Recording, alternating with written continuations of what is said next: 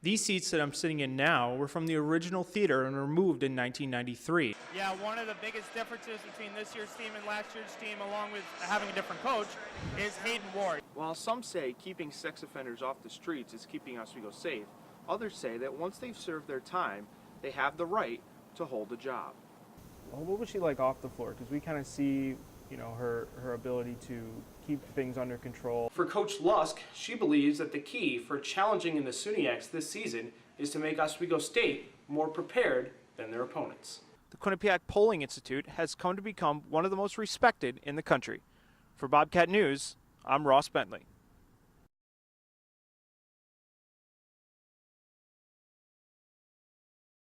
Advertising and sports. The two go hand in hand. Always have, probably always will. But sometimes it can be difficult to tell where the advertising ends and the sports begin. On the court, this NBA season has been a truly historic one, from a record-breaking 73-win season for Steph Curry and the Golden State Warriors to Kobe Bryant's farewell performance for the ages. But off the court, and largely off the sports media world's radar, the NBA announced the approval of a controversial 3-year pilot program earlier this month, allowing corporate advertisements to appear on players' jerseys for the 2017-2018 season. Well, jerseys are the new things because they're the only things right now that aren't marked up, aside from the players' physical skin. And in beach volleyball, things like that, you actually even do see that. It's just another place where we can put logos and bring in more revenue. The program directly coincides with a new contract that has Nike replace Adidas as the official manufacturer of the NBA's uniform starting in 2017. NBA Commissioner Adam Silver predicts that the program will generate approximately $100 million per year. But there's been some backlash from NBA fans who feel that advertisements on jerseys could taint the storied history of their favorite teams in the league itself.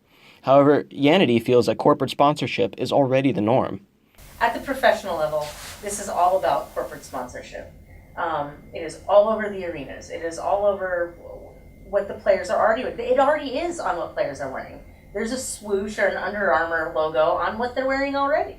Silver wants to avoid upsetting NBA fans, and so as a compromise, teams will have the option of selling jerseys to fans that do not contain the new corporate logos.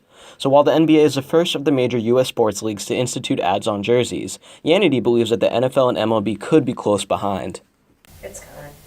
It's coming. I think that baseball would hold out a lot longer. I'm not sure the NFL needs to. I mean, they already make, upwards of $12 billion a year, but, there's never enough, right? Reporting for QNN News, this is John Jacobson. As the spring returns to Oswego, barbershops and salons anticipate a spike in business. But for Oswego's dynamic yet underrepresented minority population, the spring weather doesn't change their dearth of options. Some places, such as Downtown Barbershop and Shave Company, claim to have a steady Black and Latino customer base. A good amount for our area, Like you see a lot more diversity within the campus in college than we do in the city. So a lot of the diversity we do get does come from the college, But we get a lot of it. Harrison Knoll and Keith Hawkins are just two of many Oswego hair and beauty business owners who believe the best way to attract minority customers is to create a comfortable atmosphere. Sports center all day. We got college, a lot of guys come in, younger guys come in, they want to talk about sports, they want to talk about music, we're into music, we're into sports. Pretty much anybody that comes in the shop, I think that's huge there, I think it's awkward if you have to sit in a chair and just stay silent for 45 minutes. You have nothing to talk about.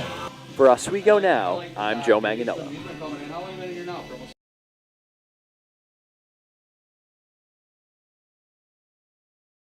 Welcome to Bobcats Weekly, the place for all the latest on your favorite Quinnipiac teams. I'm your host, Nolan Rich. QU women's basketball had a busy week with 3 games, including an appearance in the TD Bank Classic. But first, they would have to defend their home court versus another mid-major power. Women's basketball battling Temple. A battle of defenses in this one early on.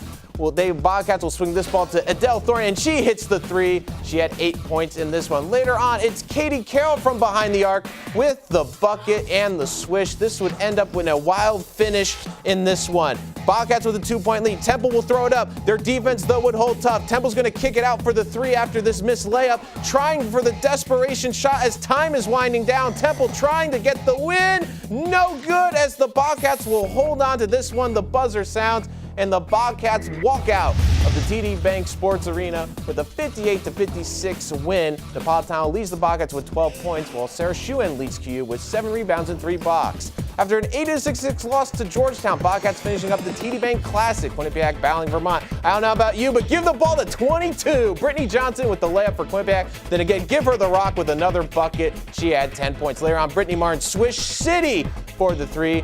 Then here's a head fake and a drive by Martucci. Whoop! Going in for the layup.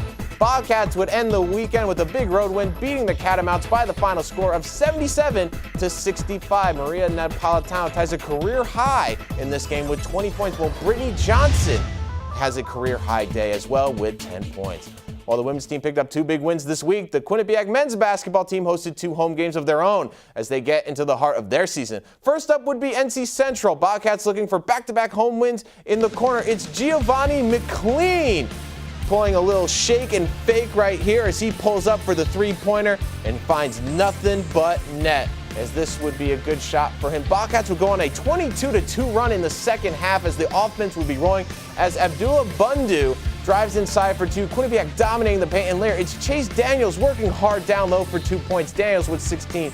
Second straight game for Daniels where he leads the Bobcats in scoring. And then later on, he's going to show off the outside range right here, showing that he can go outside the paint and do some work, as the Bobcats would hold on to win this one by the final score 69-59. Daniel Harris leading QU with 10 boards. Men's basketball hosting Albany in the second game of the week as Samuel Dingba, what you can say is bada bing, bada boom, baby, at the top of the key with 6 points in this one. Later on, it's Abdullah Bundu showing how to dominate in the paint. This, kids, is how you dominate down low, as he goes inside with the one-hander for the bucket. McLean would then later give it to Harris on the outside as he would pull up the head fake, whoop, go out to the outside, and then the fadeaway jumper for the bucket.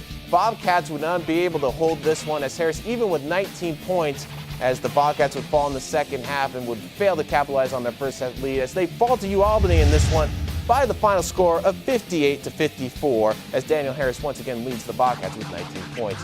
Coming up next on Bobcats Weekly, Alexa Farrell sits down in studio with one of the leaders for the women's basketball team. And later, men's ice hockey would look to remain undefeated while the women battled for in-state bragging rights. All this and much more next on Bobcats Weekly. Hello and welcome to Bobcats Weekly. I'm Alexa Farrell. Each week we welcome in a Quinnipiac athlete to chat with us about their season. And this week we welcome in one of the leaders of the QU women's basketball team, Adelie Martucci. Adelie, thanks for joining us today. Thank you for having me. So you're the captain of the women's basketball team this year, and you lost a lot of seniors last year. So what has it been like stepping into that leadership position? It's definitely a huge change. Them leaving has given an opportunity for a lot of people on this team to really step up, including myself, Maria being another captain, Carly, and Katie. So it's definitely different. And how's your season been going so far? It's going really good. We're 4-2, so it's a winning season so far, and it's good to start off that way. Great. Well, good luck with the rest of the season, and I wish you guys the best of luck.